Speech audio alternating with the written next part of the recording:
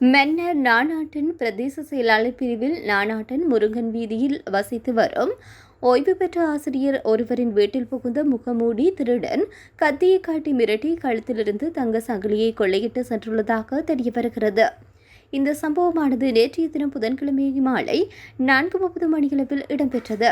குறித்து ஆசிரியை வீட்டில் தனிமையில் இருந்தபோது பின்பக்க வேலையால் வீட்டிற்குள் புகுந்த திருடன் குறித்த வீட்டின் அருகில் வங்கிகளும் கடைகளும் இருந்த போதும் சத்தம் போடக்கூடாது என்று கத்திமுனையில் மிரட்டி ஆசிரியையின் கழுத்தில் அணிந்திருந்த சங்கிலியை கொள்ளையிட்டதுடன் குறித்த ஆசிரியை கையில் அணிந்திருந்த வளையல்களையும் கழற்ற முடியாமல் விட்டு திருடன் அங்கிருந்து தப்பி சென்றுள்ளதாக தெரிய வருகின்றது. குறித்த கொள்ளை சம்பவம் தொடர்பில் முருங்கன் போலீசாருக்கு தகவல் வழங்கப்பட்ட நிலையில் முருங்கன் போலீசார் வருகை தந்து சம்பவ இடங்களை பார்வையிட்டு விசாரணைகளை முன்னெடுத்தனர்.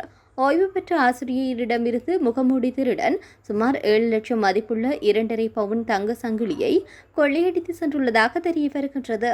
இந்த விடயம் தொடர்பான மேலதிக விசாரணைகளை முருங்கன் போலீசார் மேற்கொண்டு வருகின்றனர்.